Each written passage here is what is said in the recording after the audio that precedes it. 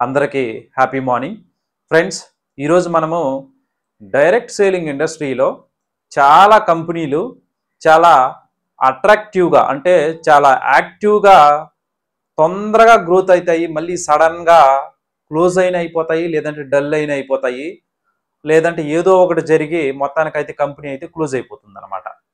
ఈ విధంగా ఒక డైరెక్ట్ సేలింగ్ కంపెనీ తొందరగా క్లోజ్ అయిపోవడానికి మెయిన్ కారణాలు ఏంటి అని చెప్పేసి ఒక్కసారి మనము తెలుసుకున్నట్లయితే, సో ఈ యొక్క ఆ, కారణాలు నా యొక్క అనుభవం నుంచి నేను చెప్తున్నాను మీకు. నా యొక్క ఎక్స్పీరియన్స్లో నాకు ఓన్ కంపెనీస్ లేకముందు ఒకప్పుడు నేను కూడా ఒక ఎంఎల్ఎం లీడర్గా పనిచేసి తర్వాత సరైన ఒక ఎంఎల్ఎం కంపెనీలలో మనం వర్క్ చేస్తున్నాం, కానీ లక్షలలో టీం చేస్తున్నాం, మనకంటూ లైఫ్ టైం ఒకటే కంపెనీలో ఉండలేకపోతున్నాం, కంపెనీ అయినా వెళ్తున్నది, టీం అయినా డెడ్ అవుతున్నది, ఏదో ఒకటి జరుగుతున్నది అని చెప్పేసి ఓన్గా కంపెనీ పెట్టుకున్నాను. తర్వాత ఓన్ ఎంఎల్ఎం సాఫ్ట్వేర్ చేసేటువంటి ఓన్గా కంపెనీ కూడా పెట్టుకున్నాను అనమాట. అంటే డైరెక్ట్ సేలింగ్ కంపెనీస్కి సాఫ్ట్వేర్ చేసేటువంటి కంపెనీ.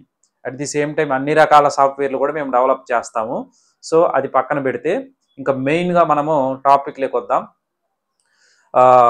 ముఖ్యంగా ఒక డైరెక్ట్ సేలింగ్ కంపెనీ ఒక మూడు నెలలు, 4 నెలలు, లేదంటే 1 ఇయర్, 2 ఇయర్, 3 ఇయర్, లేదంటే ఇంకా ఫుల్గా చెప్పుకుంటే ఒక 5 ఇయర్స్, 10 ఇయర్స్ ఉండేసి మళ్ళీ క్లోజ్ అయిపోతూ ఉంటాయి.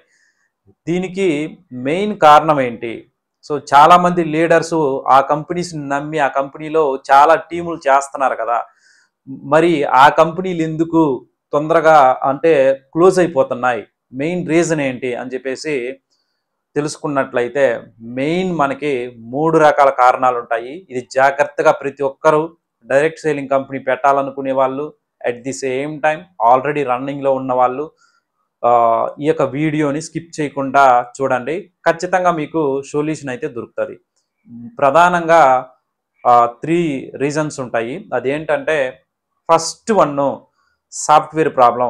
మళ్ళీ గుర్తుపెట్టుకోండి, first one software problem, second one product problem, third one business plan problem.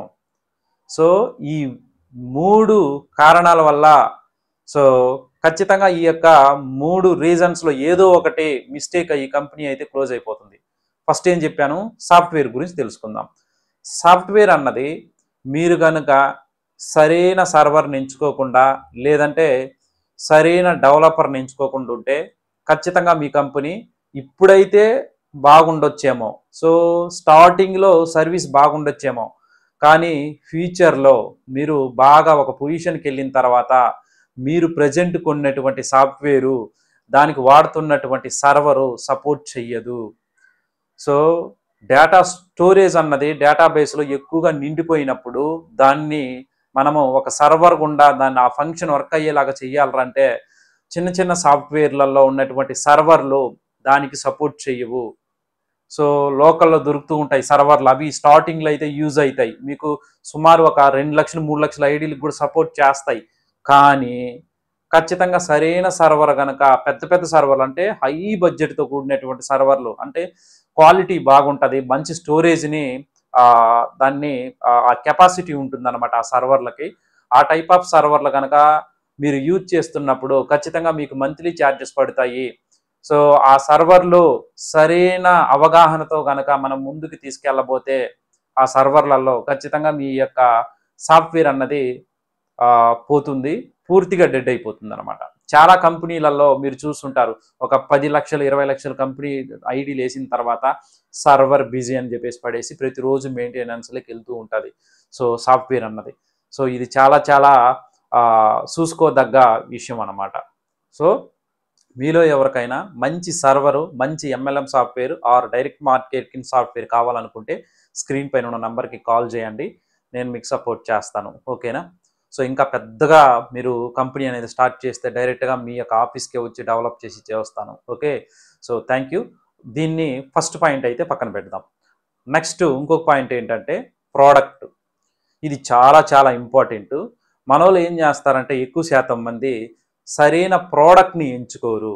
So ఇప్పుడైతే ఆ ప్రోడక్ట్ ప్రైజు ఎలా ఫిక్స్ చేస్తారంటే ఈ యొక్క ప్రోడక్ట్ ప్రైజ్కి ఆ బీబీకి ఈరోజు మనకి ఆ ప్రోడక్ట్ వచ్చేసి ఒక 500కి వస్తుండొచ్చేమో.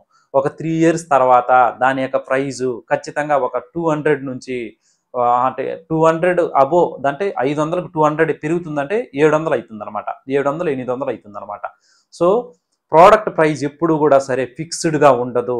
కాబట్టి మీరు ప్రోడక్ట్‌ని చాలా జాగ్రత్తగా లైఫ్ టైమ్ అంటే మీకు ఎంత టీమ్ వచ్చినా దానికి మెటీరియల్ దొరికి అది మ్యానుఫ్యాక్చర్ అయ్యి ఖచ్చితంగా అందరికీ డిస్ట్రిబ్యూట్ అయ్యేలాగా ఉన్నటువంటి ప్రోడక్ట్‌ని చూజ్ చేసుకోవడం చాలా చాలా సరైన మార్గం. సరైనటువంటి ఒక వే అని చెప్పేసి చెప్పుకోవచ్చు. అంటే ఇక్కడ ఏం చెప్తున్నానంటే నేను ఒక ప్రోడక్ట్ ఈరోజు ఒక పేస్ట్ అనే దాన్ని మీరు ఇంట్రొడ్యూస్ చేస్తే ఈరోజు ఒక నెలలో ఒక మినిమం ఒక 50,000 మంది కొంటున్నారంటే 50,000 మందికి ప్రతి నెల మీరు డిస్ట్రిబ్యూట్ చేయగలరా? అంత రా మెటీరియల్స్ ఉన్నాయా? దాని మ్యానుఫ్యాక్చరింగ్ అయ్యే వాళ్ళంతా చేసి ఇవ్వగలరా మీకు? సో ఇదన్నీ చూసుకోవాలి. అట్ ది సేమ్ టైం దానికి రా మెటీరియల్ దొరక్కపోతే దాని ప్రైస్ అన్నది ఆటోమేటిక్‌గా పెరుగుతూ ఉంటుంది. ఇది చాలా చాలా చూసుకోదగ్గ విషయం. సో కాబట్టి ఒక ప్రోడక్ట్‌ని ఇంట్రొడ్యూస్ చేస్తున్నాము అంటే ఖచ్చితంగా మనము ఆ ప్రోడక్ట్ ప్రైస్ పెరిగినా, తగ్గినా ఆ ప్లాను నిలబడేటట్టు ఉండాలి. సో ఆ ప్రోడక్ట్‌ని మనము స్టాండర్డ్‌గా మనం మార్కెట్‌లో తీసుకొని వెళ్ళే విధంగా ఉండాలి. ఓకేనా? సో ఇంకొకటి ఏంటంటే స్టార్టింగ్‌లో మనము ప్రోడక్ట్ ప్రకారంగా రాంగ్ కమిట్మెంట్ అనేది ఇవ్వకూడదు. అంటే మనము ప్రోడక్ట్ ఇస్తున్నప్పుడు ఆ ప్రోడక్ట్‌లో సరైన రిజల్ట్ లేకపోవడం గానీ, లేదంటే మనం కొన్ని రోజులకు ఒక ప్రోడక్ట్ ఇస్తామని చెప్పడం గానీ, ఇలాగా మనము రాంగ్ కమిట్మెంట్ అనేది ఇవ్వకూడదనమాట. సో సరైన వేలో వెళ్ళాలి. మంచి ప్రోడక్ట్ అనేది ఇవ్వాలి. At the same time company యొక్క బాటమ్ పైకి లేస్తున్న కొద్దీ ఏదో ఒక రోజు నాటికి మన యొక్క ప్రోడక్ట్ రిజల్ట్ అన్నది మనం ఏదైతే సర్వీస్ అయినా ఉండని, ఇంకేదైనా ప్రోడక్ట్ అయినా ఉండని, లేదంటే ఎలక్ట్రానిక్ గూడ్స్ అయినా ఉండని, ఏదైనా ఉండని, ఎనీ టైప్ ఆఫ్ ప్రోడక్ట్ మనం ఏదైతే ప్రజలకు అందిస్తున్నామో, డిస్ట్రిబ్యూటర్లకు అందిస్తున్నామో ఆ ప్రోడక్ట్‌లో మంచి క్వాలిటీ అంటే మీరు ఏదైతే సర్వీస్ అందిస్తున్నారో అది గనక ఆ ప్రోడక్ట్‌లో లేకపోతే మాత్రం టీమ్ బాగా లేసిన తర్వాత మళ్ళీ అలా అలా అలా అలా డౌన్ అయిపోతుంది. ఇది గుర్తుపెట్టుకోవాలి. సో ప్రోడక్ట్‌లో సర్వీస్ అయితే ఆ సర్వీస్‌లో సరైన skills at the same time సరైన అవుట్‌పుట్ అంటే మీరు ఇచ్చేటువంటి ప్రోడక్ట్‌లో సరైన ఆహ్, సర్వీస్ గానీ, రిజల్ట్ గానీ ఖచ్చితంగా ఉండాల. ఓకేనా? సో ఇది ప్రోడక్ట్ గురించి. తర్వాత నెక్స్ట్ ప్లాన్. ఇది చాలా చాలా ఇంపార్టెంటు. ఈ యొక్క విషయంలో చాలామంది మిస్టేక్స్ చేయడం వల్ల ఏదో ఒక రోజు నాటికి మీ యొక్క కంపెనీ అన్నది పూర్తిగా డెడ్ అయిపోతుంది. సో ఇందులో వచ్చేటువంటి ప్రాబ్లమ్స్ ఎలా ఉంటాయంటే ప్లాన్ పట్ల సో ఫర్ ఎగ్జాంపుల్ ఈరోజు నేను లెవెల్ ప్లాన్ స్టార్ట్ చేశాను. ఫ్యూచర్‌లో బైనరీకి కన్వర్ట్ అవ్వాలనుకున్నాను. ఇది పాజిబుల్ కాదు. యాస్ ఏ డెవలపర్‌గా చెప్తున్నాను. స్టార్టింగ్‌లో ఒక యూని లెవెల్ ప్లాన్ గానీ, ఒక లెవెల్ ప్లాన్ గానీ స్టార్ట్ చేసినటువంటి పర్సను, లేదా ఒక మ్యాట్రిక్ ప్లాన్ స్టార్ట్ చేసినటువంటి పర్సను ఫ్యూచర్‌లో బైనరీకి కన్వర్ట్ కాలేరు. స్టార్టింగ్‌లో బైనరీతో స్టార్ట్ అయినటువంటి వాళ్ళు లైఫ్‌లో ఏ టైప్ ఆఫ్ ప్లాన్‌కైనా కూడా సరే కన్వర్ట్ అవ్వచ్చు. ఇది బాగా గుర్తుపెట్టుకోండి. అంటే మనము ఓ పా ఓ అంటే ఓ పాజిటివ్ బ్లడ్ ఉన్న వాళ్ళందరికీ ఎలాగైతే బ్లడ్ ఇవ్వచ్చో, అదేలాగానే మనము బైనరీ సిస్టమ్ గనక ఉన్నట్లయితే ఖచ్చితంగా ఈ బైనరీ సిస్టమ్ నుంచి మీరు అన్ని రకాల ప్లాన్స్‌కి కన్వర్ట్ అయ్యేటువంటి ఛాన్స్ అయితే ఉంటది. కానీ వేరొక ప్లాన్ నుంచి బైనరీకైతే సేమ్ ఐడీలని తీసుకొని రాలేము. అంటే ఈడేం చెప్తున్నాడంటే పూర్తిగా కంపెనీ ప్లాన్‌ని ఇవన్నీ తీసేసి అయితే చేంజ్ చేయొచ్చు. బట్ అదే ఐడీలని, అదే టీమ్‌ని ఈ యొక్క యూని లెవెల్ ప్లాన్ నుంచి బైనరీకి తీసుకొనిపోవడం చాలా చాలా కష్టం. సో స్టార్టింగ్‌లోనే ఒక్కసారి యూని లెవెల్ ప్లాన్ గానీ, మ్యాట్రిక్ ప్లాన్ గానీ చూజ్ చేసుకుంటే ఖచ్చితంగా ఆ ప్లాన్‌లు పర్మనెంట్ ప్లాన్‌లయి ఉండాలి. బైనరీ ప్లాన్ స్టార్ట్ చేస్తే మీకు ఎలాంటి రిస్క్ ఉండదు. ఖచ్చితంగా మీరు ఫ్యూచర్‌లో ఏది చేంజ్ చేసుకోవాలనుకున్నా కూడా చేంజ్ చేసుకోవచ్చు. సో ఇది ప్లాన్‌లో ఉన్నటువంటి మెయిన్ మిస్టేక్. ఈ మిస్టేక్ మాత్రం చేయొద్దండి. ఒకసారి యూని లెవెల్ ప్లాన్ గానీ, మ్యాట్రిక్ ప్లాన్ గానీ, లెవెల్ ప్లాన్ గానీ స్టార్ట్ చేశారా ఇంకా లైఫ్‌లో మీరు మార్చలేరు. అలాగే వెళ్ళాల్సిందే. ఓకే. సో ఇంకొకటి ఏంటంటే ఇందులో క్యాలిక్యులేషన్ పార్ట్ సరిగా లేకపోతే సో బైనరీ సిస్టమ్ అయితే ఎక్కువ సంవత్సరాలు మనకి నిలబడదు.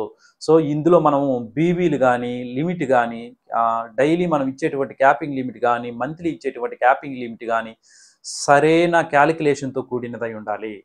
సో లేకపోతే బైనరీ సిస్టమ్ అన్నది చాలా చాలా డేంజర్. సో మధ్యలో మనము అందరికీ డిస్ట్రిబ్యూట్ అనేది చేయలేం ఏదో ఒక రోజు నాటికి. కాబట్టి కానీ సరైన ప్లానింగ్ పట్ల సరైన ఒక అవగాహనతో, సరైన క్యాలిక్యులేషన్తో మూవ్ ఆన్ అయితే బైనరీ కంటే ఒక మంచి ప్లాన్ ఏది ఉండదు. ఓకేనా? సో ఇక్కడ ఈ యొక్క ప్లాన్ మీరు మార్కెట్లోకి తీసుకొస్తున్నప్పుడు ఎక్కడా కూడా సరే జనానికి ఉచితంగా డబ్బు ఇచ్చేటువంటి ఒక టైప్ ఆఫ్ ఇన్కమ్ కానీ, లేదంటే మీ ప్లాన్ ఫ్యూచర్లో చేంజ్ చేసే విధంగా, అంటే ఫ్యూచర్లో దీన్ని మాత్రం తీసేస్తాననే విధంగా మాత్రం ఎప్పుడు కూడా స్టార్టింగ్లో ఈ మిస్టేక్ చేయకూడదు. ఈ మిస్టేక్ చేయడం వల్ల ఒక్క మిస్టేక్ జరిగినా, అంటే ఒక్కటి డల్ అయినా ఆటోమేటిక్గా జనం మొత్తం చెప్పుకుంటూ ఆటోమేటిక్గా వేరే కంపెనీకి షిఫ్ట్ అయిపోతారు. సో ఇవి 3 చాలా చాలా ఇంపార్టెంట్. ముఖ్యంగా సాఫ్ట్వేరు, ప్రోడక్టు, ప్లాను. ఇవి 3 కరెక్ట్గా ఉంటే మాత్రం ఆటోమేటిక్గా లీగల్ డాక్యుమెంట్స్ అయినా, లీడర్షిప్లు అయినా, నువ్వు ప్రమోట్ చేసేదైనా, ఇంకేదైనా కూడా సరే ఆటోమేటిక్గా నీ వెనకాల ఉంటాయి.